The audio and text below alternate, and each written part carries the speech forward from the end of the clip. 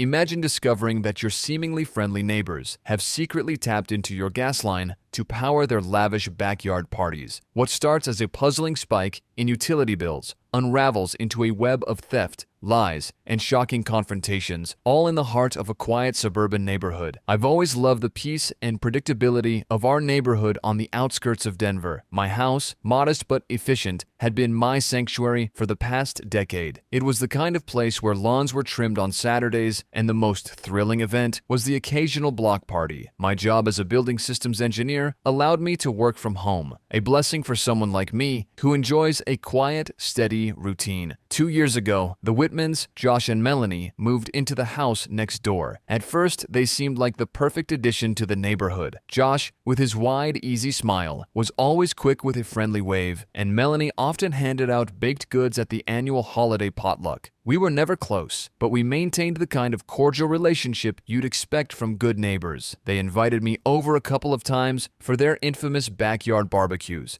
but I politely declined, preferring to keep my social interactions limited. That summer, Josh started talking about an outdoor kitchen project he'd been planning. Imagine it, he'd say to anyone who'd listen, his enthusiasm infectious. A wood-fired pizza oven, a grill station, and enough seating for the whole neighborhood. I admired his ambition and wished him luck, though a small part of me wondered how he'd manage such a grandiose setup without cutting corners. Things began innocently enough. Trucks arrived with building materials, and Josh spent his weekends hammering away, sweat dripping as he worked under the sun. But as the weeks passed, I noticed little things that didn't quite add up. My gas bill, for one. It had been climbing steadily, well beyond what seemed reasonable for someone who cooked for one. Then there was the faint smell of gas in the air when I'd take my evening stroll around the yard. It was subtle, easy to dismiss, but it lingered long enough to nag at me. Still, I chalked it up to coincidence. After all, Josh was a friendly guy, always offering advice on yard work or tools. It wasn't until my wife casually mentioned that the flame on the stove seemed weaker than usual that my curiosity turned into suspicion. Something was wrong, and I was determined to figure out what. It all started with the gas bill. At first, I thought it was a mistake. I stared at the statement for June, the amount almost double what I normally paid. My house was designed to be energy efficient, with only the gas stove and water heater drawing fuel. I rarely even used the stove, mostly sticking to quick meals. Yet, here I was, facing a charge that seemed better suited for a household of 6. I double-checked everything. Maybe I'd left the water heater on a higher setting or overlooked some inefficiency. But the numbers didn't lie, and my meticulous tracking habits ruled out any oversight on my part. Something didn't add up. That's when I remembered the faint, persistent smell of gas I'd noticed on a few evenings. It wasn't overpowering, just enough to be noticeable if you lingered near the fence line. At the time, I dismissed it as something innocuous, maybe a neighbor's faulty grill or some outdoor maintenance. It wasn't until a week later that the pieces started to fall into place. My wife, Callie, was making tea when she casually said, "The flame's been low lately. Do you think something's wrong with the stove?"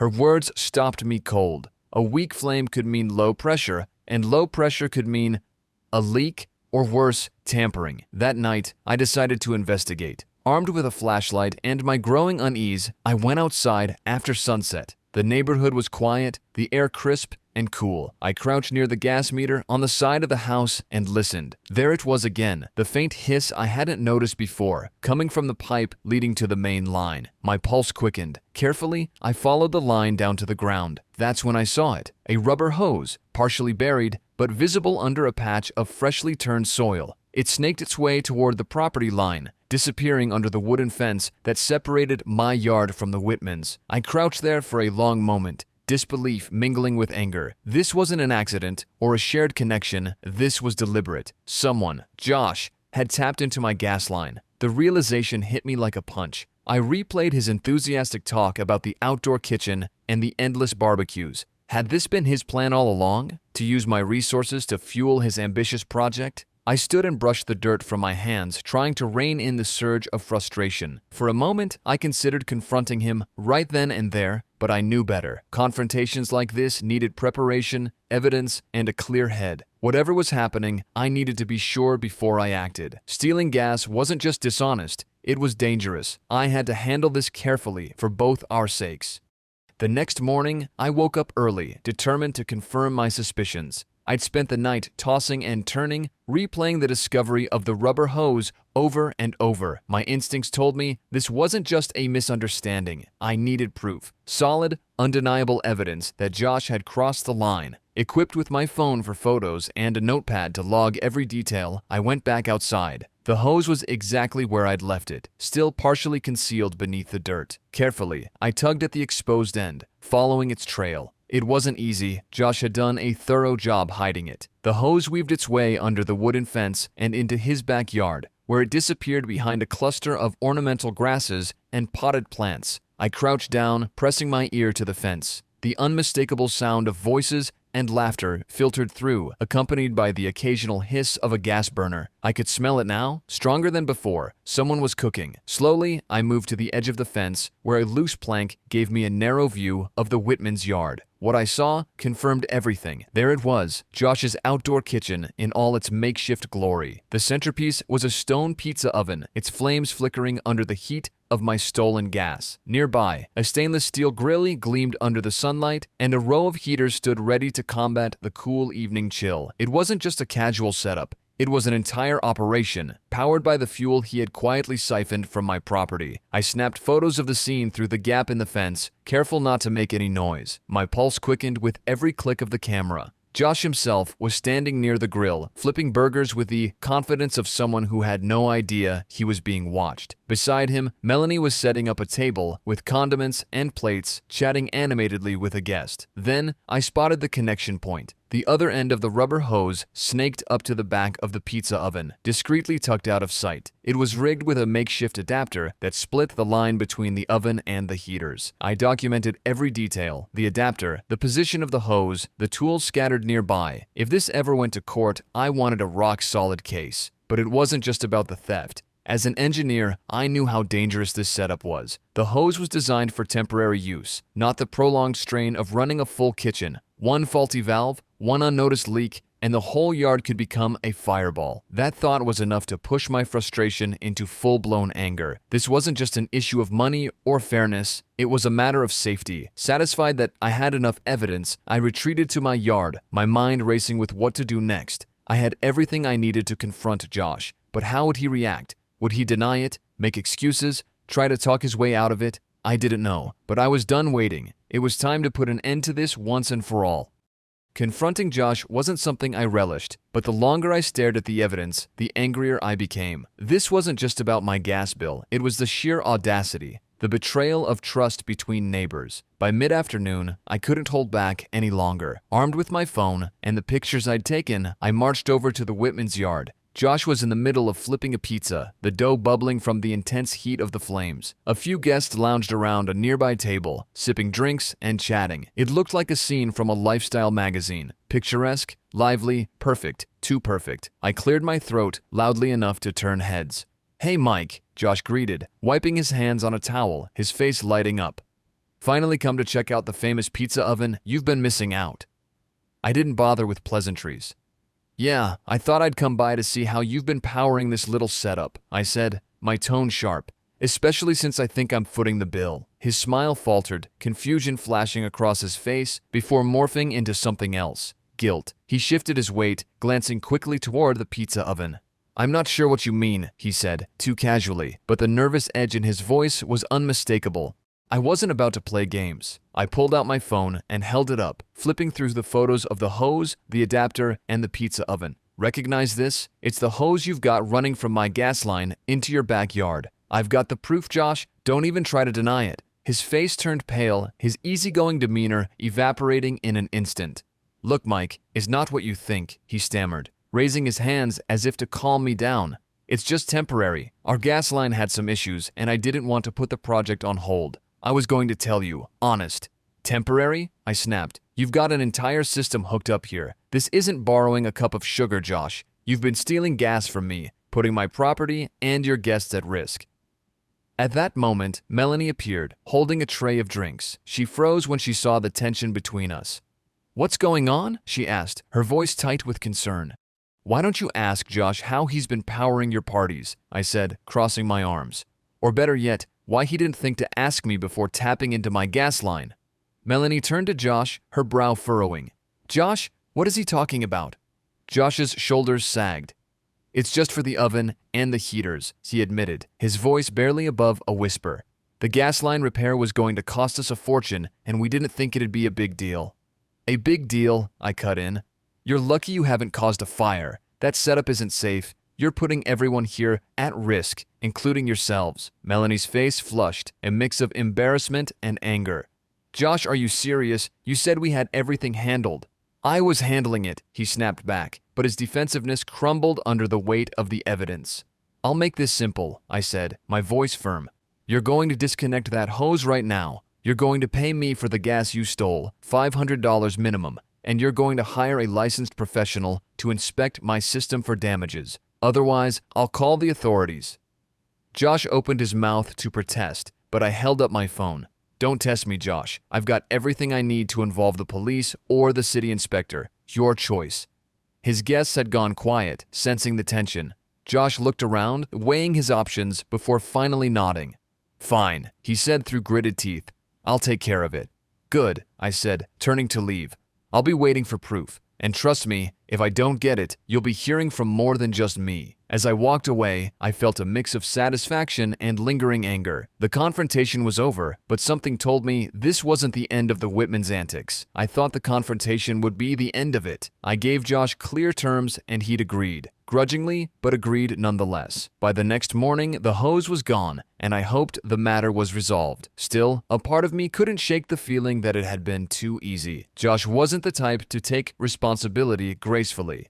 A week later, my suspicions were confirmed. My gas bill had dropped slightly, but not nearly as much as it should have. Out of habit, I wandered outside that evening to inspect the meter again. Everything appeared normal at first glance, until I noticed something new. A fresh patch of disturbed soil, this time farther along the fence line. I crouched down, brushing away the dirt, and there it was. Another hose, even more discreetly buried than the first one. My blood boiled. This time, I didn't bother confronting Josh immediately. Instead, I decided to dig deeper, literally and figuratively. The following morning, I paid a visit to the city's planning office. I wanted to know more about the permits the Whitmans had filed for their so-called outdoor kitchen. What I found didn't surprise me, but it added fuel to my growing frustration. Josh had applied for a permit to build a simple pergola and patio. No mention of a full-scale outdoor kitchen. No indication of the gas-powered appliances I'd seen with my own eyes. Not only had he stolen my gas, but he'd also sidestepped the legal process entirely. He hadn't just wronged me, he'd ignored the rules everyone else in the neighborhood followed. Armed with this new information, I decided it was time to take action. That afternoon, I made an anonymous report to the city inspector, detailing the discrepancies between Josh's permits and the reality of his project. I mentioned the safety risks of his setup, emphasizing the potential danger not just to his property, but to the neighborhood as a whole. 2 days later, the inspector arrived. I watched from my home office window as they measured the dimensions of the patio and inspected the gas connections. It wasn't long before a bright orange stop work notice was taped to the Whitmans' back gate. Their construction was officially shut down. Later that evening, Josh came storming to my front door, his face red with fury. "Was this you?" he demanded, waving a copy of the notice. "You called the city on me?" I didn't flinch. "I did," I replied evenly. "Your project is illegal and your setup is dangerous. You knew the risks and chose to ignore them. This is on you, Josh." "You didn't have to escalate it like this," he shouted. "We're neighbors. You could have just talked to me again." "I did talk to you," I said sharply. "You lied to my face and kept stealing from me. What did you expect me to do? Look the other way while you broke every rule in the book?" He clenched his fists, but there was no argument left. "Fine," he spat. "You win. Happy now?" I didn't answer. I just closed the door, leaving him standing on my porch. It wasn't about winning, it was about doing what was right, but I had a feeling this fight wasn't over yet. The fallout from the inspector's visit hit the Whitmans hard, and the effects were immediate. The stop work notice wasn't just a warning, it was a command. Josh's backyard project ground to a halt, leaving his unfinished kitchen exposed to the elements. The pergola was partially built, the pizza oven stood cold and unused, and stacks of building materials lay scattered around like remnants of a forgotten ambition. The neighborhood grapevine wasted no time buzzing with the news. Within days, word spread about the inspector's shutdown and Josh's illegal gas hookup. At first, the Whitmans tried to spin the story. Melanie told anyone who'd listen that the inspector's visit was a misunderstanding, that they'd been unfairly targeted by an overzealous neighbor. But the story didn't hold water, especially after Josh's reputation for cutting corners came to light. The turning point came when another neighbor, Lisa, from 2 houses down, shared her own story. Apparently, Josh had borrowed a tool from her months ago and never returned it, despite repeated requests. "If he's willing to borrow gas," she quipped, "what else is he taking that we don't know about?" Her remark sent ripples of unease through the neighborhood. Suddenly, Josh and Melanie weren't just viewed as careless, they were seen as untrustworthy. For their part, the Whitmans tried to keep a low profile, but it was clear they were seething. Josh avoided eye contact when I passed by, and Melanie, who used to wave cheerily from her garden, now pretended not to see me. The once lively backyard gatherings disappeared entirely. Even their closest friends seemed to distance themselves, likely wary of being associated with the drama. As for me, I decided to take additional precautions. I installed a security camera overlooking my property line, including the gas meter, and I locked the access point to my gas line with a tamper-proof cover. It wasn't just about protecting myself from Josh, it was about peace of mind. If someone could tap into my utilities once, they could try again. But the most striking consequence for the Whitmans wasn't the fractured relationships or the derailed construction. It was the sheer financial toll. Over the next few weeks, I noticed contractors arriving to dismantle parts of their kitchen, carting away bricks and equipment. They were forced to remove the pizza oven and heaters entirely, along with the unapproved gas lines. A neighbor mentioned overhearing Josh complaining about the thousands of dollars he'd lost because of the teardown and redesign. For someone like Josh, who thrived on appearances, the unfinished backyard was a visible scar, a constant reminder of his mistakes. I'd like to say I felt sorry for him, but the truth is, I didn't. He'd brought it on himself by choosing shortcuts over honesty and safety. In our neighborhood, that kind of behavior rarely went unpunished. Just when I thought the Whitmans' ordeal had reached its natural conclusion, they proved me wrong. About a month after the teardown of their outdoor kitchen began, a letter arrived in the mail. The envelope bore the logo of a local law firm, and inside was a formal notice accusing me of defamation, harassment, and intentional infliction of emotional distress. The Whitmans were threatening to sue me for $25,000 in damages, claiming my actions had ruined their reputation and caused them financial harm. I stared at the letter, disbelief quickly giving way to frustration. After everything they had done, stealing my gas, violating city permits, endangering the neighborhood, they had the audacity to paint themselves as victims. I knew it wasn't about justice. This was retaliation, pure and simple, an attempt to intimidate me into silence. Instead of panicking, I called my lawyer and laid out the entire saga, from the stolen gas to the inspector's shutdown. I provided her with every piece of evidence I'd collected. The photos, the city permit discrepancies, and even the tamper-proof cover I'd installed after the confrontation. She laughed when she saw the letter. "This isn't a case," she said. "It's a bluff.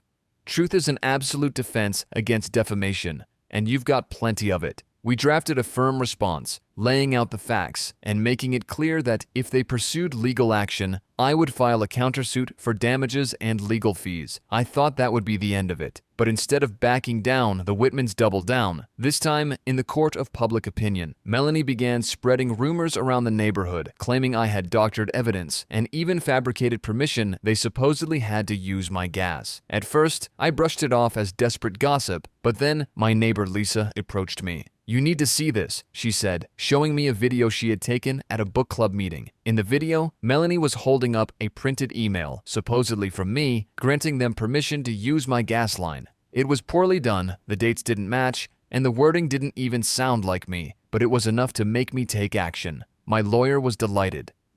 "They've handed us a defamation case on a silver platter," she said. "We sent a final cease and desist letter, including the video evidence, along with a draft of a lawsuit for defamation, fraud, and harassment." The Whitmans folded within days. In a meeting at my lawyer's office, the truth finally came out. Josh and Melanie admitted they'd been in financial trouble and had planned to run an unlicensed catering business out of their illegal outdoor kitchen. They signed an agreement retracting their false claims, issuing a public apology in the neighborhood Facebook group, and covering all my legal fees. Their reputation, already in tatters, was utterly destroyed. The Whitmans put their house up for sale shortly after, Their apology might have been posted, but the damage couldn't be undone. Neighbors who had been sympathetic to their side distanced themselves entirely, and the neighborhood chatter turned against them. By the time the moving trucks pulled up a few months later, they were ghosts in the community. As for me, I learned an important lesson. Standing your ground isn't always easy, but it's worth it. When the new family moved into the Whitman's house, they introduced themselves with a warm smile and a simple question. "We're thinking of putting in a deck. Any advice on the right? Permits to get?" For the first time in months, I felt the tension lift. Balance, it seemed, had finally been restored. With the Whitmans gone, life in the neighborhood settled back into its usual rhythm. The sight of their empty house, soon bustling with contractors preparing it for sale, felt like the final chapter of a drawn-out drama. It wasn't a triumphant feeling exactly, but there was a quiet satisfaction in knowing that the right course of action had prevailed. The peace I had worked so hard to maintain had returned. Reflecting on the entire ordeal, I realized how much I'd learned, not just about standing up for myself, but about the importance of preparation, patience, and sticking to the facts. Documenting everything had been the turning point. Without the photos, videos, and a clear record of my interactions with the Whitmans, their lies could have spiraled into something much harder to counter. It wasn't just about being thorough. It was about staying calm and letting the evidence speak for itself. Another unexpected lesson was the importance of trusting my instincts. From the moment I first noticed something off with the gas bills, I could have ignored it, convincing myself it was nothing. But paying attention, following the clues, and taking action had not only protected my property, but also potentially averted a dangerous situation. That gas setup could have caused a fire, and I shuddered to think of what might have happened if I'd stayed silent. The neighborhood, too, seemed to take something away from the experience. After the Whitmans left, the city inspector held a workshop for local homeowners on proper permitting and safety regulations. To my surprise, I was invited to speak. Standing in front of a group of neighbors, some of whom had been skeptical of my actions early on, I recounted the events as a cautionary tale. It wasn't about vilifying the Whitmans. It was about showing how cutting corners can lead to far worse consequences than doing things the right way from the start.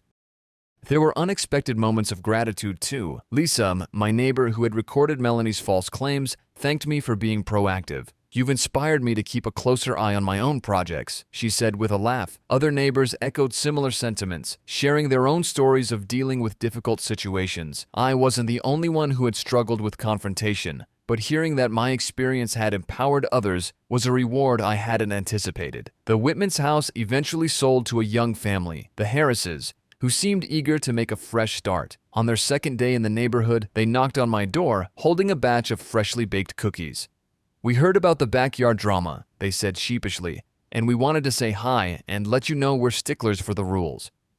Their humor and sincerity were a welcome change, and we hit it off immediately. In the months since, I've taken additional steps to secure my home: tamper-proof locks, better surveillance, and even a smart meter to monitor gas usage in real time. Not because I expect another neighbor to steal from me, but because this experience has made me acutely aware of vulnerabilities I'd taken for granted. If there's one overarching lesson from all this, it's that integrity matters. Cutting corners, whether it's in construction or relationships, always catches up to you. The Whitmans paid the price for their actions, not just financially, but socially. Meanwhile, I emerged from the chaos more resolute, more prepared, and more connected to my community than ever before. Sometimes, justice isn't about revenge. It's about restoring balance, one measured step at a time.